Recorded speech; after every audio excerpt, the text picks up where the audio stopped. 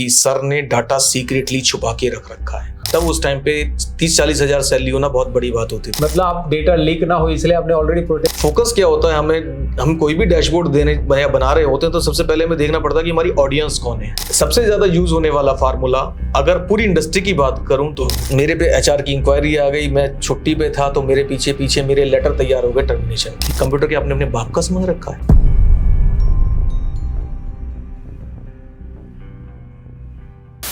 नमस्कार दोस्तों, आज की वीडियो में मैं आपको एक ऐसे पर्सनालिटी से मिलवाने वाला हूं। बेसिकली उनके साथ मैंने अभी रिकॉर्डिंग फिनिश किया है। जी हां, आज की वीडियो में होने वाला एक खास इंटरव्यू, और वो पर्सनालिटी के पास लगभग 22 साल का अलग अलग सेक्टर का एक्सपीरियंस है और फिलहाल वो हमारे डोमेन में काम कर रहे हैं, यानी कि डेटा एनालिटिक्स। बेसिकली वो डिसीजन सपोर्ट सिस्टम पे काम करते हैं और वो है एक रेप्यूटेड कंपनी में बेसिकली डेप्यूटी जनरल मैनेजर। अब उनके बारे में ज्यादा डिटेल्स तो मैं आगे बताऊंगा, क्योंकि इंटरव्यू में वो सारी चीजें पता चलेगी, वो खुद अपनी जर्नी पूरी शेयर करेंगे। लेकिन इस वीडियो में आपको सीखने क्या मिलने वाला है, ये सबसे पहले मैं बताना चाहूंगा। बेसिकली अगर आप एक्सेल पे काम करते हो तो एक्सेल में कौन से फॉर्मूलाज आपको यूज करने चाहिए, वो किस तरह से यूज करने चाहिए, एक्सेल के अंदर किस तरह से हम अलग अलग टूल्स का इस्तेमाल करके बड़े डेटा पे काम कर सकते हैं, ये इंटरव्यू के जरिए आपको पता चलने वाला है। साथ ही में अगर आप माइक्रोसॉफ्ट एक्सेल में सालों से काम कर रहे हो और डेली वही काम रिपीट कर रहे हो, तो उसे ऑटोमेशन करने के लिए कौन सा टूल होता है, ये भी यहाँ पे उन्होंने इंटरव्यू में शेयर किया है। तो मैं तो काफी ओवरवेलमिंग हो चुका हूं उनके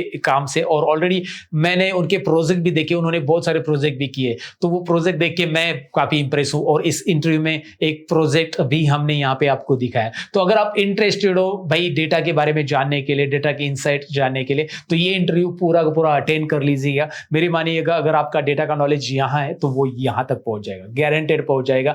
मैं इतना कॉन्फिडेंटली इसलिए बात कर रहा हूं क्योंकि इनका नॉलेज है, ऑलरेडी 22 साल का एक्सपीरियंस है। तो चलिए, अब मैं इंतजार नहीं करवाऊंगा, मैं यहाँ पे बुलाऊंगा उनका, डायरेक्टली वो इंटरव्यू शुरू करेंगे। मतलब मैंने ऑलरेडी रिकॉर्ड किया तो वो आपको यहाँ पे इंटरव्यू में दिखाऊंगा। पहले उनका इंट्रोडक्शन होगा और बाकी सारी चीजें होगी। लेकिन एक बात इंपॉर्टेंट बताना चाहूंगा, अगर ये इंटरव्यू आपने पूरा देख लिया है तो आप इस वीडियो को जरूर लाइक करना, शेयर करना और कमेंट करना। चलिए शुरू करते हैं। मैं बुलाना चाहूंगा हमारे आज के खास मेहमान को।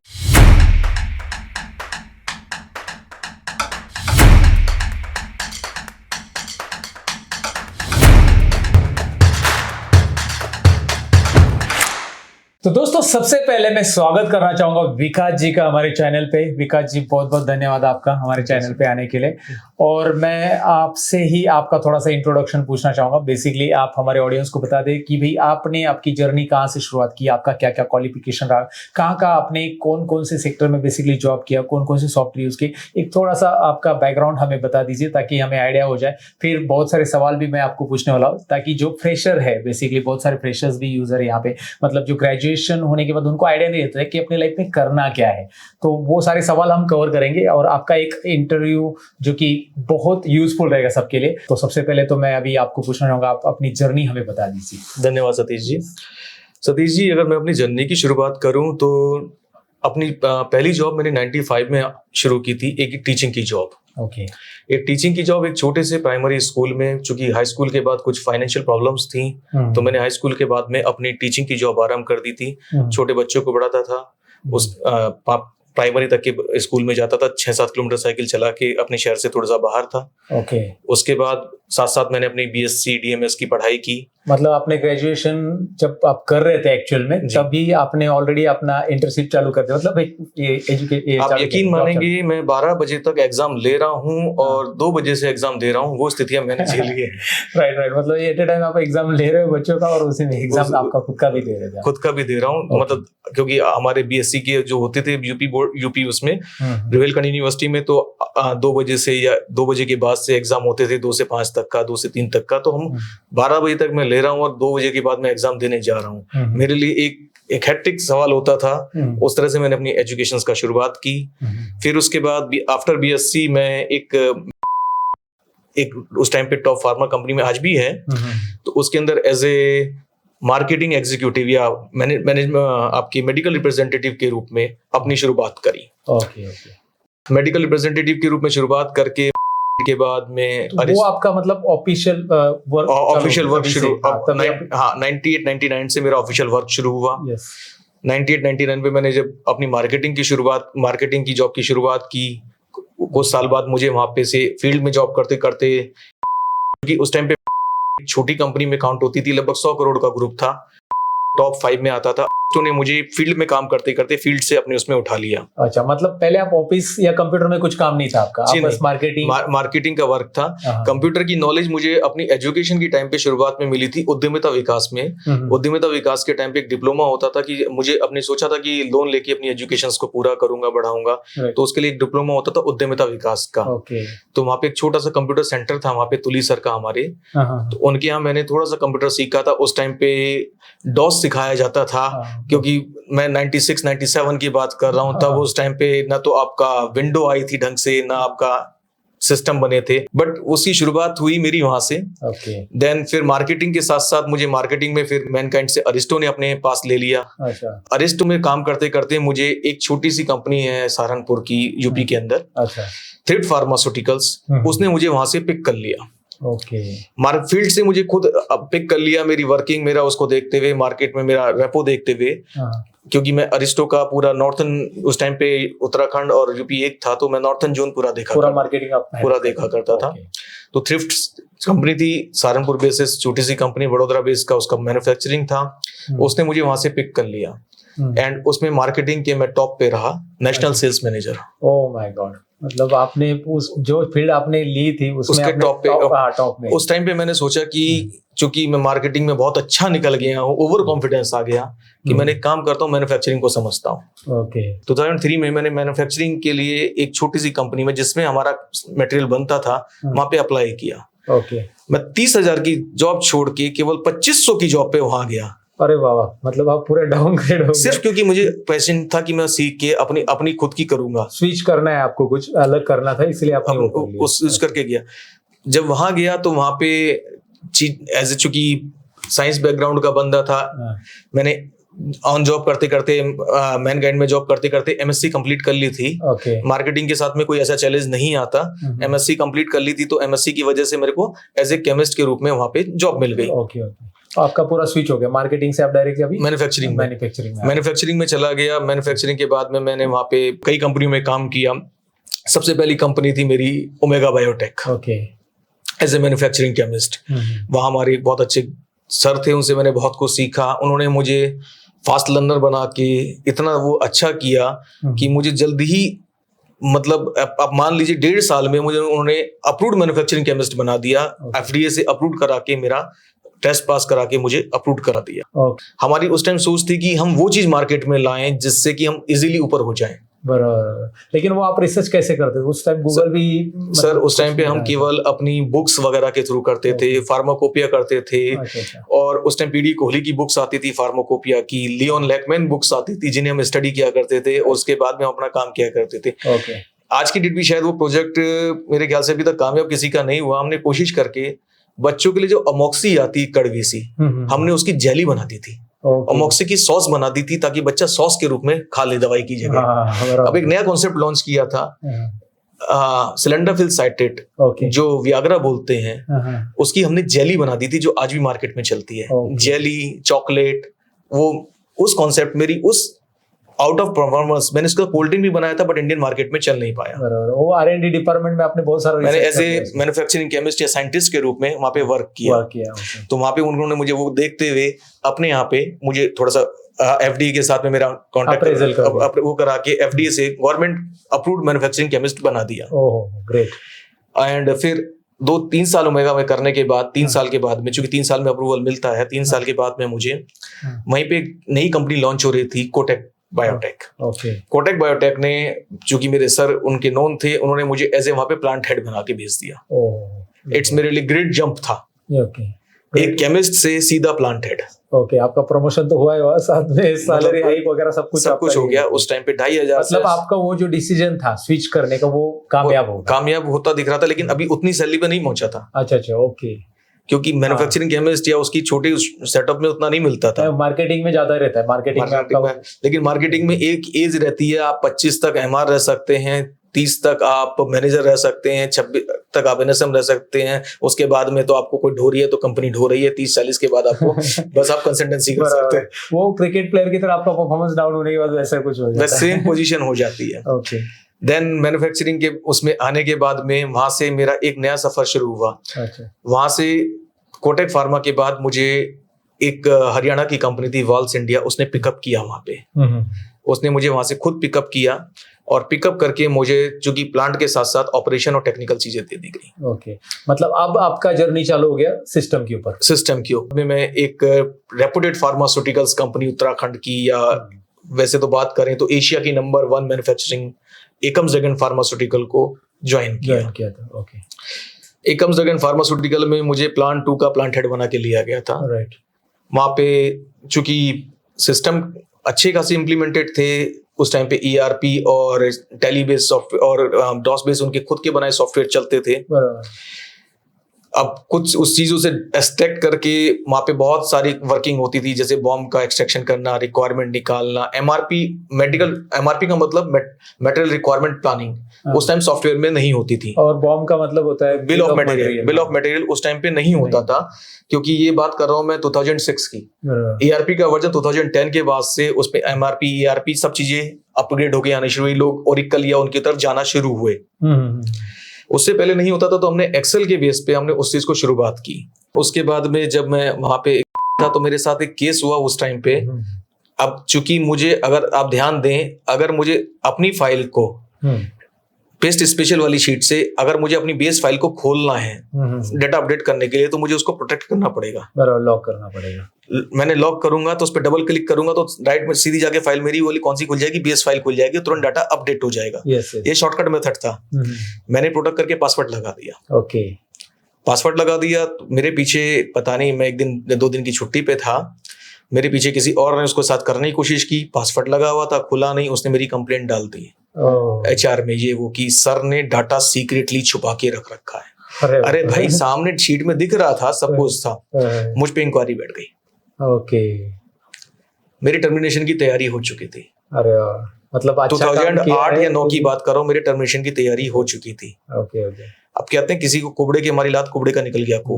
मतलब आप डेटा लीक ना हो इसलिए आपने ऑलरेडी प्रोटेक्ट करके रखा है। लीक नहीं, मेरे को अपडेट करने के लिए प्रोटेक्ट करना। अच्छा, अपडेट करने के लिए भी आपने अपडेट करने के लिए, क्योंकि अगर आपकी प्रोटेक्ट शीट पे डबल क्लिक करोगे तो जिस शीट से लिंक है वो सीधा उसको रिडायरेक्ट होके उसको खोल देगा। समझ गया। मैंने उस फंक्शन का वहां यूज किया था। राइट। एक्सेल के बाइबल के मेरे ख्याल से 5वें 6वें चैप्टर में इसका जिक्र दिया हुआ था। ओके। कि अगर आप पेस्ट लिंक करके आप शीट को प्रोटेक्ट कर देते हो, तो जब आप उस प्रोटेक्ट की पर्टिकुलर कॉलम पे डबल क्लिक करते हो तो जो उस पे एड्रेस है वो उसकी शीट को खोल देगा, वो लिंक को उस शीट को खोल देगा और उसका डाटा अपडेट कर देगा बार-बार। हाँ, यस, अपडेट करने की जरूरत नहीं पड़ेगी आपको। हाँ, यस, समझ गया। अब मेरे पे HR की इंक्वायरी आ गई, मैं छुट्टी पे था, तो मेरे पीछे मेरे लेटर तैयार हो गए टर्मिनेशन की। Office politics. मैं ऑफिस पहुंचा। ओके। ऑफिस पहुंचा, चूंकि एक सीनियर था तो बड़े प्यार से HR ने बुलाया। आपको MD सर ने ऊपर बुला रखा है। MD सर अलग प्लांट में बैठते थे, मैं MD सर के पास गया। MD सर के पीर ने आते ही मेरे पास, वो बहुत स्ट्रिक्ट थी, एडमिन जो उनकी एडमिन की हेड थी, स्ट्रिक्ट लेडी थी, स्ट्रिक्ट थी, but he is genuine. Okay. First half आते ही उनका पहला क्वेश्चन था, कंप्यूटर के आपने अपने बाप का समझ रखा है। लिटरली ये वर्ड था मेरे लिए कि आपने कुछ भी करके डालेंगे, इसमें कुछ भी छुपा के रखेंगे, आपको किसने अधिकार दिया इसे पासवर्ड लगाने का। फर्स्ट ऑफ में जाते ही मैं समझ नहीं पाया मेरे साथ हो क्या रहा है, क्योंकि पहले गेम हो गया था। मुझे अंदर जाने की परमिशन नहीं मिली। मेरे अंदर MD के हाथ से मुझे लेटर मिलना था टर्मिनेशन का, मैं तैयारी के लिए बाहर बैठा हूँ, उन्होंने मुझे आते ही सुनाना शुरू कर दिया। मैं थोड़ी देर साइलेंट रहा। बोले इसके पासवर्ड्स बताओ। मैंने पासवर्ड बता देता हूँ मैंने पासवर्ड्स बता दिए उन्हें। उसके बाद आपने लगाए क्यों? फिर मैंने उन्हें जब डिटेल से समझाना शुरू किया, जी मेरी ये था प्रॉब्लम, मैंने इसके लिए ऐसे करके लगाया और इसके पीछे ये लॉजिक है, और इस लॉजिक की वजह से ये अपडेट होके मेरे पास ये आता, और इसकी वजह से मेरा इतना काम जो आपके 5 बंदे करते थे, मैं उसको आज अकेला बिना किसी बंदे के कंज्यूम करा के खत्म कर रहा हूं। जिस पूरी कैलकुलेशन पे आती थी, आज आपकी लाइनों में कहीं से कोई ऑन टाइम इन फुल ओटिफ अगर आपका 30 से 60-70% पहुंचा है, तो उसका रीजन ये है कि मेरी प्री प्लानिंग, क्योंकि मैं प्लानिंग का बंदा था वहां पे, ऑपरेशन के साथ साथ पूरी प्लानिंग देखा करता था, प्लान को कैसे प्लान करना है, कब किस लाइन पे क्या चलना है, पूरा सेट करना, वो ऑटोमेटिक लाइन की इक्वेशंस के हिसाब से मैंने फार्मूले के थ्रू वो कर रखा था सेट। एग्जैक्टली। अब उसके लिए डाटा चाहिए होता था कि मुझे स्टॉक में कितना पड़ा है, मेरा पास ऑर्डर क्या अपलोड हो गया है, तो उसके लिए मैंने वो बना रखा था सिस्टम। जब उन्होंने समझा तो वो स्ट्रेंज बोले, इस लेवल का काम हो सकता है इसमें? मैंने कर रखा, आपके सामने प्रैक्टिकल है। आपको रिजल्ट मिल रहा है, आपको रिजल्ट मिल रहा है, तो वो 2 मिनट के लिए शॉक हुई। मैं नाम नहीं लूंगा उनका, 2 मिनट के लिए शॉक हुई। उन्होंने मुझसे बोला आपके बारे में गलत फीडबैक आ गया मेरे पास। अच्छा, you are not a person of manufacturing, you are not a person of R&D, not a operation. I need in planning. Yes, okay, I need in planning. आपको हम एक नया डिपार्टमेंट क्रिएट करके उसका हेड बना के उसमें रखेंगे, और मैं अभी सर के पास जा रही हूँ बात करने। अच्छा। मेरी एक कॉर्पोरेट जर्नी मल्टीपल प्लांट्स पे उस इतने बड़े ग्रुप में, और दूसरी रखी थी आप मुझे टीचिंग देंगे ऑफिस टाइम में 1 घंटे। अरे वाह, जबरदस्त। तो मेरा एक लर्निंग का या सिखाने में, क्योंकि सीखता आदमी सिखाते वक्त ज्यादा सीखता है। Yes, exactly. क्योंकि क्वेश्चंस आते हैं, वो आंसर देने होते हैं, तो उसके लिए आपको सोचना पड़ता है, और आप पीछे से पढ़ के आते हो। आप स्टडी करके प्रिपेयर रहते हो, आप प्रिपेयर रहते हो। आज की डेट में भी अगर मैं बात करूं तो कोई भी टीचर आज 2 घंटे पहले पढ़ता है, 2 घंटे बाद पढ़ाता है। बराबर वही होता है, चाहे कोई भी प्रोफेसर हो या कुछ भी हो, क्योंकि रेगुलर चेंज है, word is change, upgrading change now. Student और टीचर के बीच में सिर्फ 2 या 3 घंटे का ही डिफरेंस होता है। फर्क इतना, टीचर अपने एक्सपीरियंस से उसे अच्छी तरह समझ लेता है और स्टूडेंट को अपनी लैंग्वेज में समझा देता है, क्योंकि वो टेक्निकल लैंग्वेज में समझ के आता है, बाहर जाके अपनी सिंपल लैंग्वेज में देता है। वहां से स्टार्ट हुई। उन्होंने एमडी सर के पास गए, तो एमडी सर ने बोला आपको पता है आपका टर्मिनेशन मेरे हाथ में था, मैं आपको देने के लिए बुला रहा था। अभी मैडम ने मुझे आके जो आपके बारे में अपडेट किया है, तो हमें पता लगा कि हम आपको अंडर यूटिलाइजेशन में रखे हैं। अरे राइट। तो जिसके पीछे वो लगी थी, मुझे वहां का बिजनेस स्ट्रेटजी हेड बना दिया गया। राइट, आप स्ट्रेटजिकल के बंदे हैं। तो मेरी जर्नी शुरू हुई स्ट्रेटजी पे। ओके, मैं सप्लाई चेन और स्ट्रेटजी पे, वहां से शुरुआत मेरी हो गई। ओके, जिसपे मैं आज तक कंटिन्यू। ओके। में कुछ टाइम के लिए मुझे बीच में 2019 के आसपास मुझे चूंकि एकम सर द्वारा एक कंपनी से ऑफर मिला था, मैंने ज्वाइन की। उसके बाद कोविड आ गया, मजबूरी में अप डाउन नहीं हो पाया, छोड़ना पड़ा, वापस okay. And 1 year back growth opportunity के लिए मैंने एक MNC ग्रुप आपकी यहाँ का ज्वाइन कर लिया। वहां पे मैं as a deputy general manager, अभी आप मुंबई में as a deputy general manager work करता हूँ, जहाँ पे मेरे को सप्लाई चेन का एक्सीलेंस प्लस DSS पे है, और डिसीजन सपोर्ट सिस्टम पे पूरा बना के रखना पड़ता है, नजर रखनी पड़ती है। मेरी टीम मुझे रिपोर्ट्स करती है। तो बेसिकली अभी एक्सेल में तो ज्यादा आप काम करते ही हो बहुत सालों से, तो एक्सेल में आप कौन कौन से प्रोग्राम, मतलब बेसिकली प्रोग्रामिंग में क्या क्या प्रोग्राम आप किस तरह से ऑटोमेशन करते हैं, या फिर कौन कौन से फॉर्मूला जो ज्यादा यूज करते हैं आप, जिनकी मदद से आप ऑटोमेशन या फिर काम जो डेली का काम आप रिपीटिव काम होता है ना, उसे आप आसान कर रहे हो बेसिकली आपकी केस में? ऐसा देखिए सर, अगर मैं जनरल बात करूं, हमारे सामने आज की डेट में सबसे बड़ा चैलेंज क्या आता है कि हमारी जनरेशन के साथ साथ नई जनरेशन जो 365 यूज कर रही है। आप जनरली बात करें, ऑफिस 365 के अंदर बहुत सारी चीजें इजी हो गई। एक्स लुकअप के फार्मूले आ गए, टेक्स्ट जॉइंट आ गया, इफ्स आ गया, मल्टीपल फार्मूलेज आ गए, जिन्हें हम आसानी से यूज करके जो काम पहले इफ के अंदर मल्टीपल उसमें करते थे वो कर देते हैं। बट हमारे सामने कंडीशंस क्या होती है कि हमने अपना बना के एनालिसिस सामने दे दी। राइट। अब सामने वो कितनी ड्रिल डाउन जाएगी वो उतना नहीं पता। और आज की डेट में 2016 से ज्यादा किसी के कंप्यूटर पे आप जाके देखेंगे, मल्टीपल जहाँ पे कंप्यूटर्स हैं, जब मल्टीपल रिपोर्ट्स देखते हैं तो उनके केस में क्या आ जाएगा, एक्सेल एनएफ आ जाएगा, आपके फार्मूले ऐसी की तैसी लग जाएगी और उनके सामने बेकार हो जाएंगे। तो हमें वो फार्मूले लेने पड़ते हैं जो 16 में भी चलते हों और 365 में भी चलते हैं। तो हमारा जो फोकस होता है दोनों एंगल्स पे लेके होता है कि मेरा फॉर्मूला यूज कर दिए तो आपने भेज दिया आपके सीनियर को सीट, लेकिन वो 2016 वगैरह यूज कर अपने लैपटॉप में, ऑफिस 365 है ही नहीं। रिजल्ट मिलेगा लेकिन जैसे ही वो क्लिक करेगा उसको XNF लिख के आएगा और एरर आके वो आपका पूरा काम खत्म। अब वो आपसे सामने से तो कुछ नहीं बोलेगा लेकिन वो अंदर से वो हो जाएगा। उसको ही दिखाई नहीं दे रहा है ना डेटा, उसे समझ नहीं आ रहा क्या है डेटा। तो सबसे ज्यादा यूज होने वाला फार्मूला अगर पूरी इंडस्ट्री की बात करूं तो VLOOKUP, index, match, sum if, count if. Statistical में sum if, count if, sum if, count if, match, VLOOKUP, index, match, VLOOKUP। और वैसे तो कॉन्कैटिनेट लोग यूज करते हैं, लेकिन कॉन्कैटिनेट की जगह हम सब M% को यूज करते हैं, यानी एंड सिंबल को सबसे ज्यादा यूज किया जाता है। जो इंडस्ट्री के अंदर की बात करूं, ये 4, उसके अलावा आपकी पेस्ट स्पेशल वाली चीजें खैर हम तो यूज करते हैं, बाकी का नहीं पता हमें, लेकिन उनका यूज किया जा सकता है बेस्टली। और फोकस क्या होता है, हम कोई भी डैशबोर्ड देने या बना रहे होते हैं तो सबसे पहले हमें देखना पड़ता है कि हमारी ऑडियंस कौन है। ओके हाँ, हम किसे प्रेजेंट कर रहे हैं, हम किसे प्रेजेंट कर रहे हैं, कौन से लेवल पे उसे वो डैशबोर्ड समझ में आ सकता है, किस लेवल पे। इसलिए हमें डैशबोर्ड का लेवल उसी ढंग से बनाना पड़ता है कि अगर मैं एक टॉप लेवल की एमडी लेवल की बात कर रहा हूं तो उसे केवल केपीआई चाहिए, केपीआई चाहिए, बस नंबर दिखा दो, बड़े की परफॉर्मेंस इंडिकेटर चाहिए। यस। अब उसके नीचे वाले की बात करेंगे, उसका जो मैनेजिंग पॉइंट है वो नीचे वाले का क्या होगा, क्रिएटिव पॉइंट हो जाएगा, चेकिंग पॉइंट पूरा उनका जो चेकिंग पॉइंट है नीचे वाले का मैनेजिंग पॉइंट हो जाएगा। Managing, yes. अब नीचे वही रिपोर्ट आपको नीचे वाले को फॉरवर्ड करेगा, तो हमें ऐसा ऑप्शन देना होगा उस पर क्लिक करते ही उसके केपीआईवी आ जाए, की परफॉर्मेंस इनपुट वेरिएबल आ जाए। ओके ओके, ये KPI कैसे बने हैं, ये मतलब उसके नीचे उसका ड्रिल डाउन होना शुरू हो जाए, उसका ड्रिल डाउन होना चाहिए कि टॉप जाए तो ऊपर उसके हमारे इस तरह से शो करनी पड़ती है कि ये समरी है, इसके बाद में इस समरी की सब समरी ये रही जो मिड लेयर के लिए चाहिए, राइट, और थर्ड लेयर के लिए जो चाहिए उसके लिए तो डिटेल डाटा चाहिए, डिटेल डाटा चाहिए उसे, तो लाइन वाइज कांट वाइज को पूरे हिसाब से काम करना है, तो काम करने वाले को तो काम करने वाला डाटा चाहिए, हर एक ट्रांजैक्शन तो का हमें देखना पड़ता है कि हमारी ऑडियंस कौन है, हमारा कस्टमर कौन है। हर एक के साथ हम वेंडर कस्टमर रिलेशनशिप मेंटेन करके चलते हैं, चाहे मेरा जूनियर है या मेरा सीनियर है।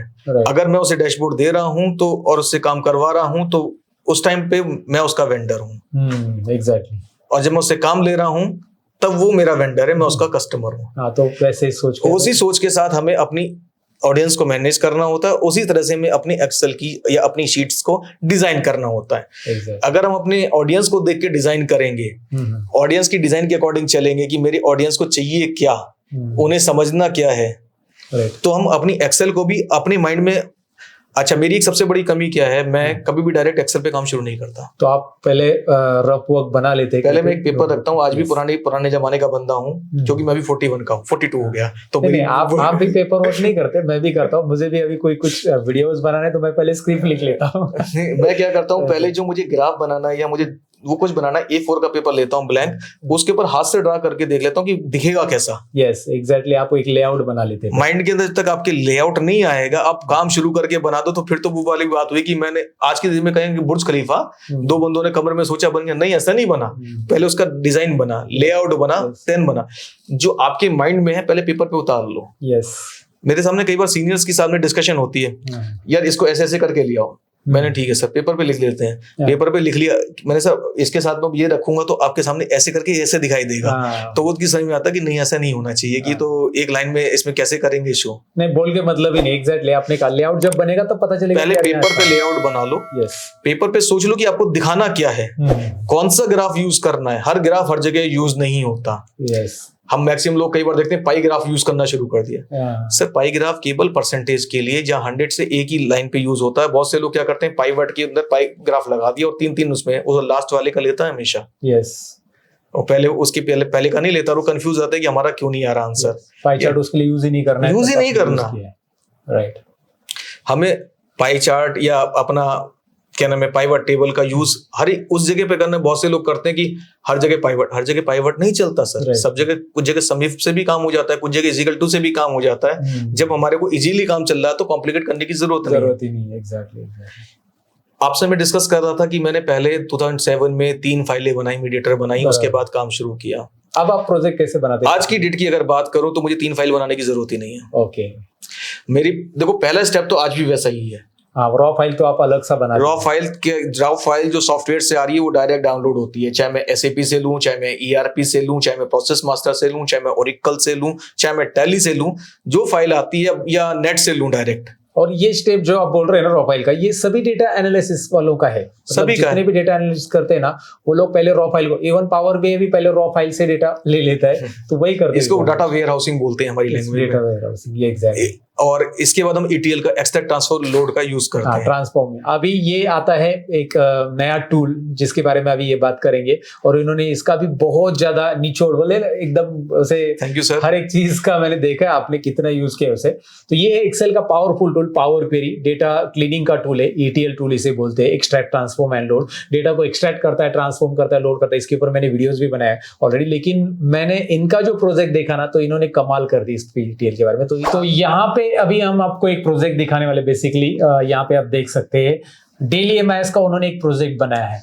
तो इस प्रोजेक्ट के बारे में मैं आपसे थोड़ा सा एक्सप्लेनेशन चाहूंगा अभी। बिल्कुल सर, मैं आपको थोड़ा सा बताता हूँ। अगर आप कहीं भी किसी भी प्लांट में काम कर रहे हैं या किसी भी ऑफिस में काम कर रहे हैं, तो एक चूंकि प्लांट का है ओवरव्यू, तो हमें प्लांट का पहले सबसे पहले टर्नओवर देखना होता है, उसके बाद उसका प्रोडक्शन देखना होता है। टर्नओवर बोले तो उसकी सेल कितनी हुई, उसका प्लांट वाइज प्रोडक्शन देखना होता है, उसके पास कितने सेल्स ऑर्डर बचे हुए हैं वो देखना होता है वैल्यू में, क्योंकि वॉल्यूम इसलिए क्योंकि उसको मशीनों पे लोड करने के लिए, चाहे आप ऑटोमोबाइल इंडस्ट्री में हो, चाहे फार्मा इंडस्ट्री में हो, चाहे आप किसी भी इंडस्ट्री में हो, आपकी जो शॉप फ्लोर है उसे लोड करने के लिए वॉल्यूम चाहिए। लेकिन मैनेजमेंट का फोकस, दो क्वांटिटी का आप ऑर्डर नहीं दे सकते, नहीं, आप उसको लाइन के लोड के अकॉर्डिंग ही चलाओगे, उसके अकॉर्डिंग चलाओगे। लेकिन अगर मैनेजमेंट की बात करूं तो मैनेजमेंट को चाहिए होता है वैल्यू, कि उसको किसकी वैल्यू कितने में है, और उसके बाद उसके पास स्टॉक का वैल्यू कितना पड़ा है, स्टॉक का ओवरव्यू तो चाहिए। उसके बाद में उनको चाहिए होता है कि उनकी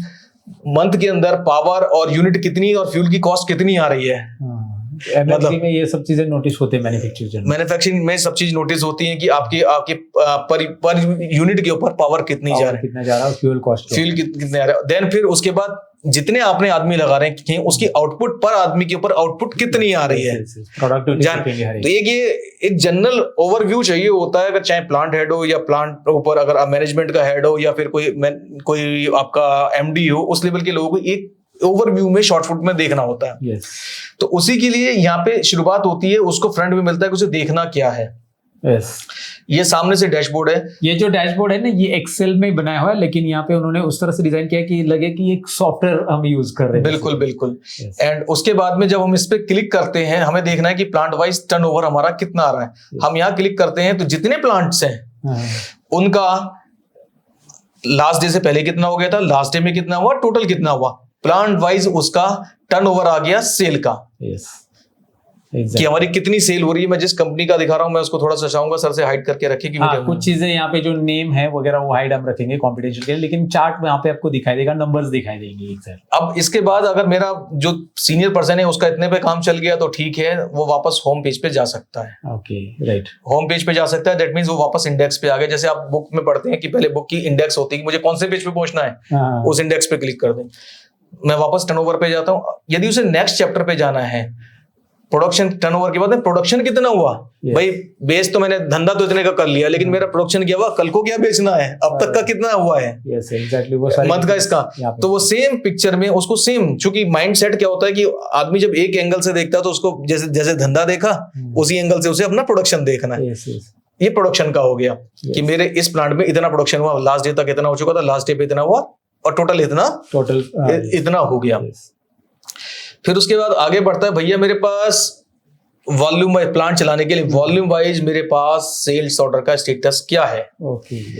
इसमें हम इसे बोलते हैं yet to offer. Yet to offer का मतलब होता है कि प्लांट के पास नहीं पहुंचा, अभी अरेंजमेंट में वाले पार्ट में है। ये प्लांट के अंदर चल रहा है वर्क इन प्रोग्रेस। यस। और ये वो है जो हमारा हो चुका, एग्जीक्यूट कर दिया। ये एग्जीक्यूट कर दिया, और ये तो हो गया टोटल। एंड इसके बाद मेरी कैपेसिटी के बाद में मेरे पास आइडियल गैप कितना बचा, मुझे कितने के ऑर्डर और लाने हैं, ये हो गया वॉल्यूम में। वॉल्यूम में इसलिए क्योंकि मेरी मशीनरी की कैपेसिटी कितनी आइडियलिटी बची हुई है। बट एक पार्ट पूरा हुआ, अब दूसरा पार्ट आता है जी, ये तो ठीक है, इसके पीछे धंधा कितना है। ओके, एग्जैक्टली, सेल्स ऑर्डर कितने मेरे पास, कितने का मेरे पास, उसका जो वॉल्यूम में देखा था उसका वैल्यू में। यहाँ पे थोड़ा सा स्क्रीन चेंज होती है कि मेरे पास करंट मंथ का कितना है।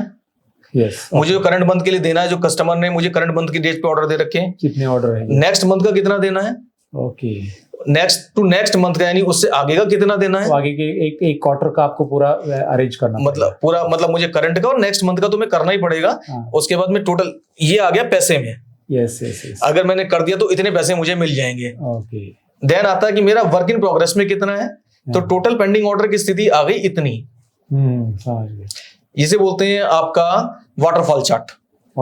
Yes, waterfall chart. यहाँ पे टोटल पेंडिंग की स्थिति है कि उसके बाद में मेरे पास में जो गोदाम में तैयार माल रखा वो कितना रखा है, और अब तक का सेल मैंने कितना कर दिया। ये इसको वहां से भी लिंक कर सकते हैं आप, वहां से आ जाएगा टोटल। हाँ जी। और एंड टोटल मेरे पास अभी तक का जो ऑर्डर की स्थिति है वो इतने धंधे की है। इसमें हम अगर प्लांट वाइज जाएं तो हम उसको, मैंने यहाँ पे बटन दे रखे हैं, वो यहाँ पे प्लांट पे क्लिक करके अच्छा, नीचे प्लांट 1 2 3 4 ऐसा चेक कर अपना अपने उस पे प्लांट पे जा सकता है और कंसोल पे वापस प्लांट पे आ सकता है। यस यस ये हो गई धंधे की बात की, पैसे की, Yes. क्योंकि जो हर ऑर्गेनाइजेशन देखना पसंद करती है। अब आता है स्टॉक की स्थिति, ओके। कितने वैल्यू का स्टॉक किस प्लांट में पड़ा है और कितने दिन का पड़ा है। प्लांट वाइज आपके पास स्ट्रक्चर है यहाँ पे पूरा। इन्वेंट्री डेज, यस मेरे पास इन्वेंट्री डेज की इस प्लांट में मेरे पास 100 धंधा मतलब स्टॉक कम है लेकिन इसकी सेल कम होती है तो इसमें 102 दिन का पड़ा है। 102 दिन तक का मैंने इन्वेंट्री रोटेशन रोक के रखा हुआ है। यस, इसमें कम है लेकिन मैंने 56 दिन का पड़ा है। इसमें सबसे ज्यादा है लेकिन 82 दिन का पड़ा है। दैट मीन्स मेरे लिए ये प्लांट बढ़िया है, इसमें आता भी है और जाता भी है, अमाउंट भी है। यस, और टोटल की बात करें तो इतना पड़ा है, ओवरऑल इतना मेरे पास कच्चा माल पड़ा हुआ है, जिसको मैं कहता हूँ, मेरी भाषा में अगर बात करो तो मैंने, या थोड़ी सी वैसी भाषा में बात करें तो इतने का मैंने माल फंसा के रखा, अपना पैसा फंसा के रख दिया। मैनेजमेंट की नजर से अगर मैं देखूं तो मेरा इतना पैसा फंस गया। यस, मैनेजमेंट को तो रोटेशन ऑफ मनी चाहिए। यस, और कितने दिन में रोटेट होगा? ये 102 दिन में रोटेट होगा, 56 दिन में होगा कि इतने का बदल के ये पैसे बदल जाएगा। Yes. इसके पीछे फार्मूले लॉजिक्स हैं, वो अलग चीज है, कुछ लगा है। अब इसके बाद में अब इन्हीं लॉजिक पे जाते हैं। तो हमारे यहाँ चूंकि मैं फार्मा से हूँ तो एक तो रॉ मटेरियल होता है, एक पैकिंग मटेरियल होता है, फिनिश गुड होता है, WIP होता है। अगर उनको देखना है कि कच्चा माल रॉ मटेरियल कितने का पड़ा है तो उसकी स्थिति ये रही। यस, तो हर एक का वैसे आपको मिलेगा यहाँ। पैकिंग का देखना है जी, उसकी स्थिति ये रही। WIP का देखना है जी, उसकी स्थिति ऐसी रही। फिनिश गुड का देखना है, उसकी स्थिति ऐसी रही। मतलब आपको कितने कितने दिन की इन्वेंट्री किस किस की पड़ी है और टोटल कितनी पड़ी है, टोटलिटी में आ गया। ठीक है, तो ओवरऑल आपने जो प्रोजेक्ट दिखाई, आपने जो नॉलेज बताया, बेसिकली ये काफी नॉलेजेबल इंटरव्यू, जो भी इसे पूरा देखता है ना तो वो उसके पास मतलब एक है ना बहुत बड़ा नॉलेज आने वाला है, और करना क्या है लाइफ में एग्जैक्टली पता चलेगा। तो मैं आपको बहुत बहुत धन्यवाद करना चाहूंगा सबसे पहले तो यहाँ पे आने के लिए। इतना दूर आप एक्चुअली मुंबई में ही अभी शिफ्ट हो चुके हैं, कांदिवली से सुबह सुबह यहाँ पे आए इंटरव्यू के लिए, एंड बहुत कुछ आपने हमें नॉलेज दिया। और अभी एक आखिरी मैसेज अगर आप अपने ना ऑडियंस को देना चाहेंगे, जैसे कि अभी वो सपोज एक्सेल में वो लोग अभी काम करना शुरू करें तो उनको क्या क्या चीजें उनको ना ध्यान में रखनी है और क्या क्या चीजें करनी चाहिए, एक मैसेज आप दे दें आपकी तरफ। देखिए, एक्सेल या कोई भी टूल आप यूज करें, सबसे पहले अपना फोकस करें कि आप अपना पहले कॉन्सेप्ट क्लियर करें कि आपको करना क्या है। राइट, एक्सेल हो या कोई भी टूल हो, चाहे आप पेपर पे हाथ से लिखें, कोई भी चीज हो, पहले आपका गोल और कॉन्सेप्ट क्लियर होना चाहिए।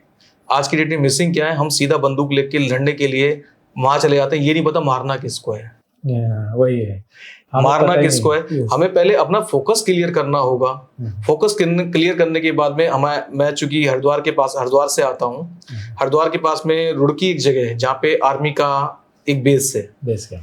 तो वहां पे एक बहुत प्यारी सी लाइन लिखी जो जिंदगी मेरे हमेशा काम आई है, ट्रेनिंग में पसीना बहाओ, लड़ाई में खून बचाओ। Okay, right.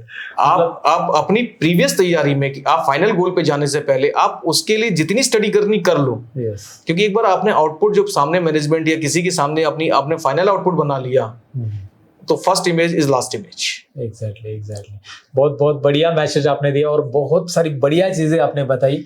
मतलब एक्चुअली मैं तो कहता हूँ कि इस इंटरव्यू को जिन्होंने भी पूरा देखा है वो जरूर कमेंट लिखेंगे, तो आपका एक कमेंट जरूर लिखिए कि विकास जी का इंटरव्यू कैसा लगा आपके, और यहाँ पे आने के लिए फिर से एक बार आपका बहुत बहुत सर, मैं आपका बहुत बहुत धन्यवाद करता हूँ कि आपने मुझे इतनी बड़ी अपॉर्चुनिटी दी कि मेरे सामने एक इतनी बड़ी पर्सनैलिटी जिसके साथ मैं इंटरव्यू देने बैठा हूँ, मेरे लिए अपने आप में बहुत बड़ी बात है। खुशकिस्मती है कि सतीश सर मेरे सामने बैठे। मैं इनके हमेशा वीडियो में ही देखता था, आज इन्हें प्रैक्टिकल देख रहा हूँ और मेरे को इन्होंने बुलाया। मेरे लिए उससे बड़ी अचीवमेंट क्या है कि मेरे एक टीचर मेरे सामने आ गए, गुरु गोविंद दाऊ खड़े काके लागो पाए, बलिहारी गुरु आपने गोविंद दियो बताए।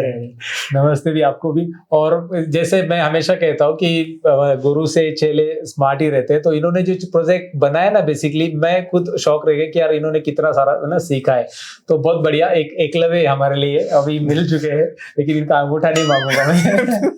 तो thank you very much guys for attending today's interview. और अगर पूरा वीडियो देख ले तो कमेंट, लाइक, शेयर और जरूर करना। साथ ही में अगर आप हमसे कुछ भी सीखने में इंटरेस्टेड रखते हैं, अपने आप को अपग्रेड करना चाहते हैं और आपका सवाल है कि स्किल सीखने लेकिन हमारे एरिया में इंस्टीट्यूट्स अवेलेबल नहीं, कहाँ से सीखे, तो सारे स्किल के लिए हमने डिजाइन किया अलग अलग मास्टर क्लास, तो वो सारे हमारे एप्लीकेशन पे अवेलेबल है और बहुत ही कम फीस में घर बैठे बैठे आपको ISO सर्टिफिकेट भी मिलेगा और उस सर्टिफिकेट का आप वेरीफाई भी कर सकते हैं हमारे पोर्टल पे। जी हाँ, हमने रिसेंटली सर्टिफिकेट वेरिफिकेशन भी लॉन्च किया है, जो कि आप अपने लिंक्डइन प्रोफाइल में वगैरह ऐड कर सकते हैं। सर्टिफिकेट पे सर्टिफिकेट आईडी भी आ जाता है।